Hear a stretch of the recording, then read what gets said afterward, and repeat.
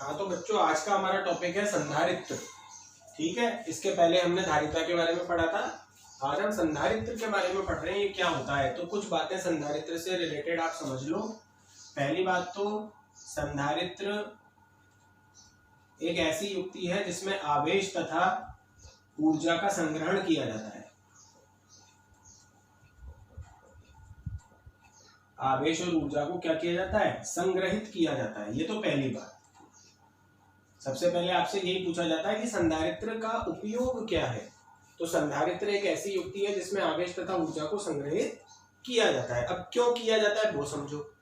कई जगह पर हमें अचानक से बहुत ज्यादा आवेश की आवश्यकता होती है। जैसे हम फोटो क्लिक करते हैं तो फ्लैश देखा है आपने, तो वो जो फ्लैश एकदम से आता है वो इसी वजह से आता है कि वहां उस कैमरे के अंदर एक संधारित्र लगा होता है। वो संधारित्र के पास बहुत सारा आवेश इकट्ठा हो जाता है और फिर जब हम फ्लैश का यूज करते हैं तो वो सारा आवेश एकदम से फ्लो होता है, जिससे वो चमक उत्पन्न होती है। तो ऐसे कई जगह पर पंखे को जब आप स्टार्ट करते हो तो स्टार्ट करने के लिए हमें पहले शुरुआत में ज्यादा विद्युत धारा की आवश्यकता होती है।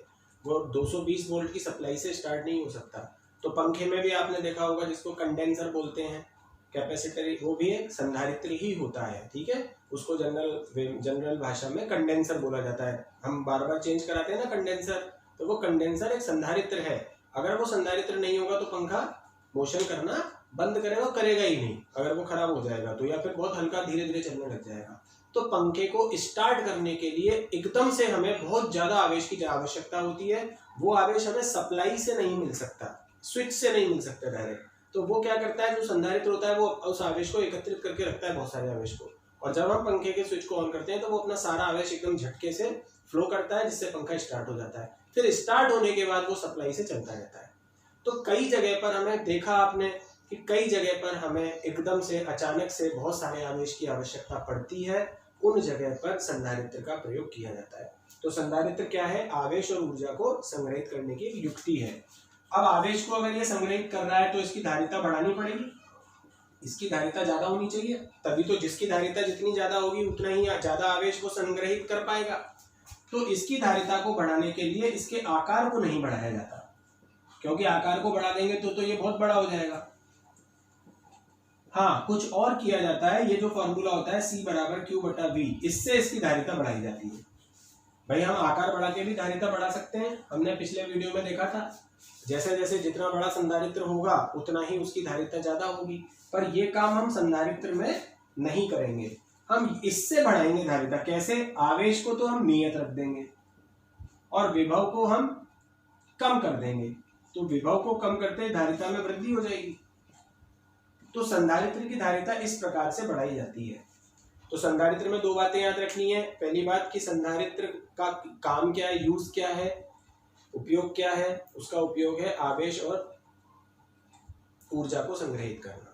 और इसका उपयोग कहाँ कहाँ कर सकते हो? आपसे पूछे इसके कोई दो उपयोग लिखो तो कैमरे के फ्लैश में कर सकते हो, या पंखे को, मोटर को, ऐसी बहुत सारी युक्तियों को स्टार्ट करने में, जब स्टार्ट होती है वो शुरुआत में, तब संधारित्र का प्रयोग किया जाता है। ठीक है, तो ये है। अब संधारित्र में हम आवेश को संग्रहित कर रहे हैं। अब आपको पानी को संग्रहित करना है तो क्या बाल्टी में करोगे? नहीं, अब बाल्टी में नहीं करोगे, अब आप एक बड़ी टंकी में करोगे। तो आवेश को संग्रहित हम छोटे से चालक में करेंगे तो धारिता उसकी कम रहेगी, तो हम उसकी धारिता को बढ़ाएंगे ताकि वो ज्यादा से ज्यादा आवेश को संग्रहित कर सके। धारिता को बढ़ाने के लिए आकार को मत बढ़ाना, नहीं तो पंखे में अगर मैं इतना बड़ा कैपेसिटर लगा दूंगा तो फिर पंखे को उठाना मुश्किल हो जाएगा। कैपेसिटर तो इतना सा ही होता है पंखे में, कंडेंसर बोलते हैं जिसको। तो हम आकार को बिना बढ़ाए हम क्या करेंगे, आवेश को नियत रखते हुए विभव को कम कर देंगे, जिससे धारिता में वृद्धि हो जाएगी और हमारा संधारित्र बन जाएगा। तो संधारित्र की पूरी डेफिनेशन में आपको ये चीजों को लिखना होता है। अब संधारित्र होता कैसा है? संधारित्र में दो प्लेटें होती हैं बच्चों, एक पॉजिटिव प्लेट होती है और एक नेगेटिव होती है, A और B। इनको पॉजिटिव नेगेटिव कैसे किया जाता है? इसको बैटरी के प्लस से और इसको बैटरी के माइनस से कनेक्ट कर देते हैं। दो चालक प्लेटें हैं, ये चालक प्लेट A, ये चालक प्लेट B। A को बैटरी के प्लस टर्मिनल से, B को बैटरी के माइनस टर्मिनल से कनेक्ट कर दिया।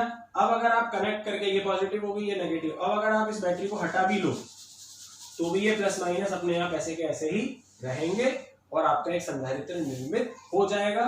विद्युत बल रेखाएं बनाओगे प्लस से माइनस की तरह, तो ऐसे बनती जाएंगी ये विद्युत बल रेखाएं। ये जो कोने से आप देख रहे हो ना वक्रित हो रही हैं, इसको उपांत प्रभाव कहते हैं। इसकी परिभाषा आपको नोट्स में मिल जाएगी। कोई भी संधारित्र होता है, उसके जो कोने होते हैं वहां पे विद्युत क्षेत्र रेखाएं सीधी ना होकर वक्रित हो जाती हैं, ऐसे वक्रित, क्योंकि यहाँ पर आवेश का मान बाकी सब जगह से ज्यादा होता है। तो यहाँ पर वक्रित हो जाने की वजह से विद्युत क्षेत्र रेखाएं, इस प्रभाव को क्या कहा जाता है? उपांत प्रभाव। ठीक है। और संधारित्र में दो चालक प्लेटें लगभग समान आकार की, उन दोनों प्लेटों पर आवेश देखो सेम है क्यू क्यू, लेकिन उसकी प्रकृति अलग अलग होती है।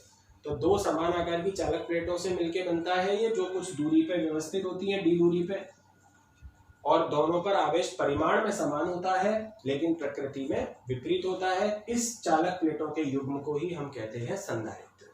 और ये उपांत प्रभाव होता है। किसी भी संधारित्र के कोनों पर आवेश की मात्रा अधिक होने के कारण जो विद्युत क्षेत्र रेखाएं होती हैं वो सीधी ना होकर वक्रित हो जाती है। यह प्रभाव उपांत प्रभाव कहलाता है। तो ये बच्चों आपने संधारित्र की पूरी बात समझी। अब ये बात आती है संधारित्र का सिद्धांत। ये मैं वैसे आपको अभी इसकी परिभाषा में बता चुका हूं। इसकी परिभाषा में जो आपने पढ़ा था, वही लिखना है आपको कि हम इसके आकार, वैसे हम चाहे तो आकार बढ़ा के, इसकी त्रिज्या को बढ़ा के हम धारिता को बढ़ा सकते हैं, लेकिन ऐसा करना हमारे लिए उपयोगी नहीं होगा, क्योंकि हम इतना बड़ा अगर संधारित्र बना देंगे तो उसको पंखे में या मोटर में या कहीं और कैसे यूज कर पाएंगे? हम कर ही नहीं सकते। इतना बड़ा कैमरे में कैसे लगा दोगे संधारित्र? तो ये काम तो आप कर ही नहीं सकते, बेकार है, इसको करना ही मत।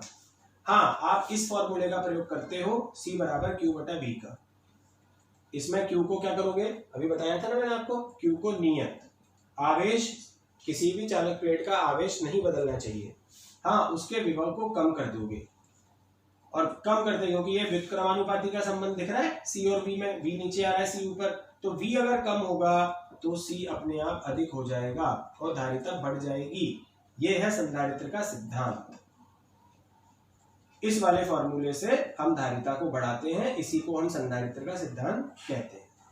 ठीक है। तो ये आपको थ्योरी में मिल जाएगा कि हम C प्रोपोर्शनल R से त्रिज्या को बढ़ा के धारिता बढ़ा सकते हैं, पर ऐसा करने से संधारित्र का आकार बहुत बड़ा हो जाता है, इसलिए ये अनुपयोगी होता है।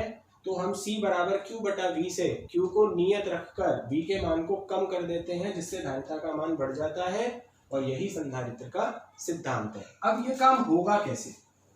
हमने बता तो दिया कि आवेश को नियत करके V को कम कर दो, C बढ़ जाएगा, पर ये काम होगा कैसे, वो अब हम पूरी प्रक्रिया इसकी देखेंगे कि ये होता कैसे। तो अब हम संधारित्र का निर्माण करने वाले हैं, और साथ में हम इसमें ये भी देख लेंगे कि ये काम होगा कैसे। संधारित्र का निर्माण, ध्यान से समझना किस तरीके से हम धारिता को इस फॉर्मूले की सहायता से बढ़ाते हैं। ये फॉर्मूला मैं वापस लिख रहा हूं, ये आप पढ़ ही चुके हो। C बराबर Q बटा V पहला फॉर्मूला ही था ये। Q आवेश है, आवेश को आपको छेड़ना नहीं है, नियत रखना है। V को आपको कम करना है किसी भी तरीके से, और C अपने आप अधिक हो जाएगा। अब ये काम होगा कैसे, उसकी प्रक्रिया अब हमें समझनी है। ठीक है। और प्रक्रिया समझते समझते ही हमारा संधारित्र बन जाएगा। तो सबसे पहले एक चालक प्लेट ले लेते हैं हम। पूरी कहानी ध्यान से समझना। ये एक चालक प्लेट A है। इस पूरी प्लेट पर इधर एक कुचालक हैंडल लगा हुआ है ताकि हम इसको पकड़ के उठा सकें। यह है कुचालक हैंडल। पेचकस में भी कुचालक हैंडल लगा होता है, नहीं तो पेचकस से आपको स्क्रू टाइट कर रहे हो, करंट लग सकता है ना आपको, तो पेचकस के पीछे प्लास्टिक का एक हैंडल लगा देते हैं ना ताकि करंट नहीं लगे। तो ऐसे इस प्लेट को जब हम आवेश देंगे तो ये कुचालक जैसे प्लास्टिक का एक हैंडल लगा देंगे ताकि इसको उठा सकें इससे।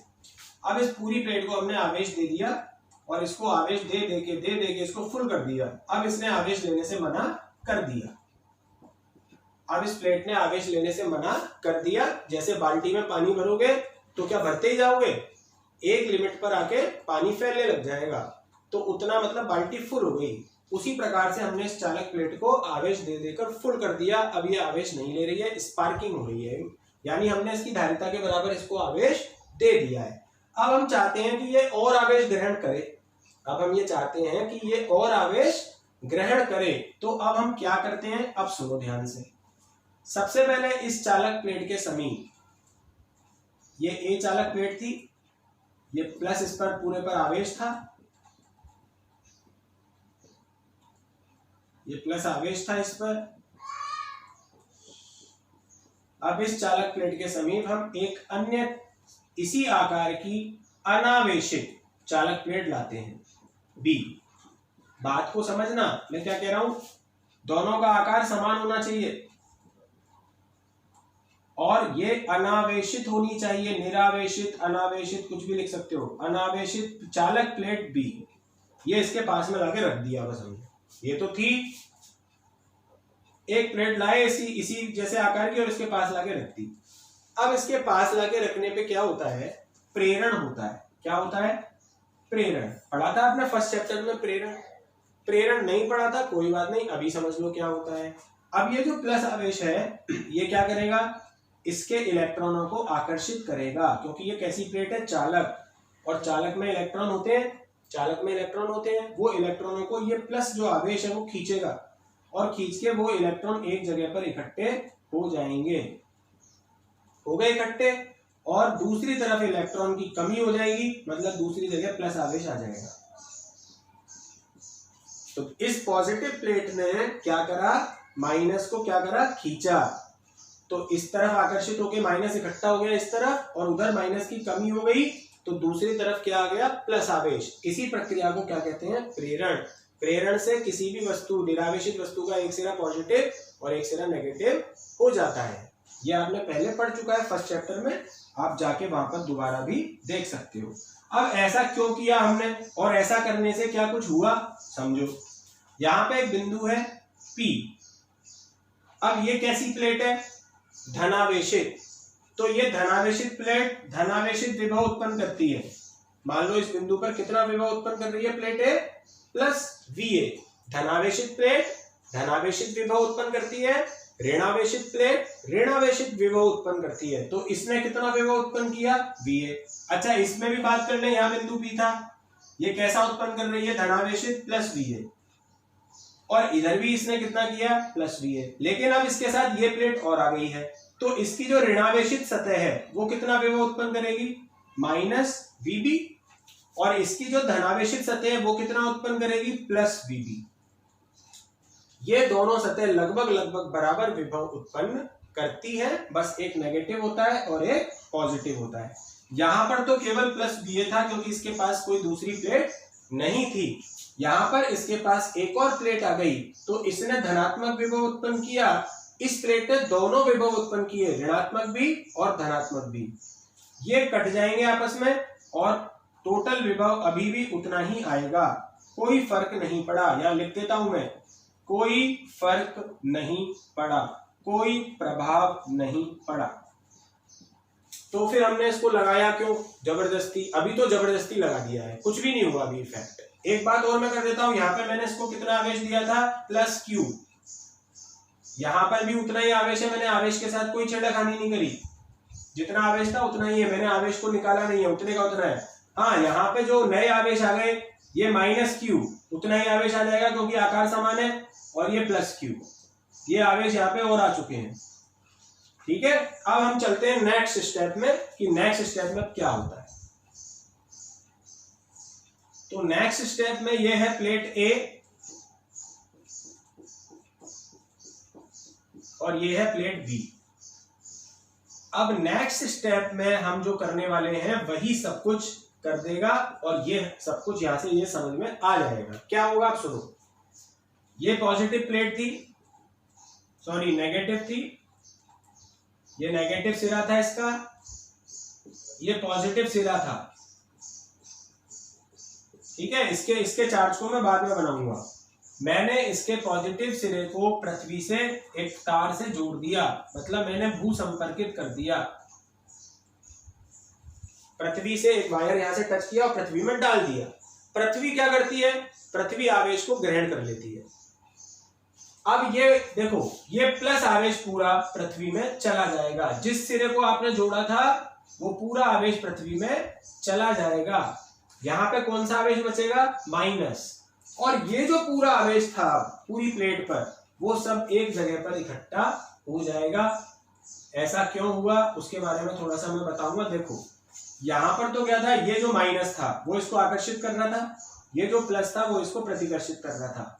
तो इस आवेश पर आकर्षण भी लग रहा था, प्रतिकर्षण भी लग रहा था, इसलिए ये अपनी जगह पर ही था, क्योंकि यहाँ पे इस पर दोनों फोर्स लग रहे थे। अब जब ये प्लस चला जाएगा पृथ्वी में, तो ये जो माइनस है अब वो इस पे लगाएगा आकर्षण, इसको खींचेगा लपक के, क्योंकि ये प्लस तो चला गया। अब केवल आकर्षण लगेगा, तो ये साइड में जो इधर था ना सब जगह, ये सब जगह एक जगह इकट्ठा हो जाएगा। आवेश उतना ही रहेगा, आवेश नहीं बदलेगा, लेकिन आवेश को ये माइनस सतह खींच लेगी अपनी तरफ। ठीक है, अब सिचुएशन ऐसी हो जाएगी। अब जरा इस बिंदु P पर हम विभव निकाल के देखें। ये कितना विभव उत्पन्न करेगा, प्लस VA। ये कितना विभव उत्पन्न करेगा, माइनस VB। और ये सतह पर कोई आवेश नहीं है, तो अब ये विभव उत्पन्न नहीं करेगी। विभव अब देखो जरा, इसमें विभव था VA, इसमें था VA, इसमें है VA माइनस VB। बोलो विभव कम हो गया कि नहीं हो गया, माइनस हो गया ना VB, यानी विभव के मान में कमी हो गई। क्या हमने आवेश को परिवर्तित किया प्लेट A के आवेश को, नहीं किया। आवेश क्या रहा, नियत। अब आ जाओ इधर, आवेश नियत, विभव कम, तो धारिता क्या हो जाएगी, बढ़ जाएगी, बढ़ गई धारिता।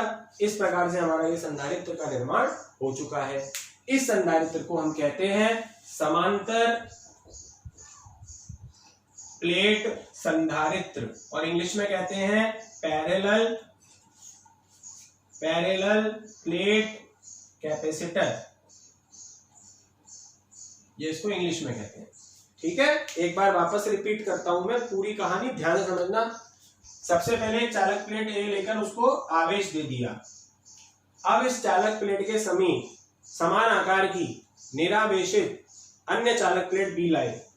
प्रेरण के कारण, कौन सी घटना के कारण, प्रेरण के कारण इसकी एक सतह ऋणावेशित और एक सतह धनावेशित हो गई।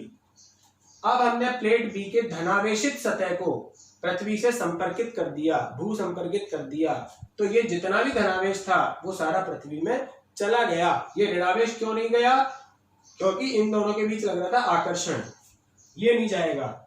ये प्लस क्यों गया, क्योंकि इसको ये जो प्लस था ये क्या कर रहा था, प्रतिकर्षित, तो ये चला गया, ये पृथ्वी में चला गया। माइनस वहां का वहीं बना रहा। इस माइनस ने इस पूरे प्लस को आकर्षित करके एक तरफ खींच लिया। तो अब क्या हुआ, जब हमने विभव निकाला तो इसका विभव पॉजिटिव, इसका विभव नेगेटिव, यानी विभव के मान में अब हो गई कमी। और आवेश हमने उतना ही दे रखा है, बस आवेश इधर से इधर शिफ्ट हो गया है थोड़ा सा, तो आवेश नियत है, इसलिए धारिता बढ़ जाएगी। यहाँ पर ये प्लेट आवेश लेना इसलिए मना कर दिया था, मैं नहीं लूंगी। यहाँ पर आप इसको और आवेश दो, ये और आवेश भी लेती जाएगी, क्योंकि इसकी धारिता बढ़ चुकी है। तो इस तरीके से आप एक संधारित्र का निर्माण करते हो और ये प्रक्रिया को समझाते हो कि किस तरीके से ये सूत्र को हम इम्प्लीमेंट करते हैं। ये जो संधारित्र बना है, इस संधारित्र को हम क्या कहते हैं, समांतर प्लेट संधारित्र। तो इस चित्र को एक बार देख लो आप ध्यान से। समांतर प्लेट संधारित्र की धारिता आपको अगले वीडियो में बताई जाएगी, देख लो इसको ध्यान से।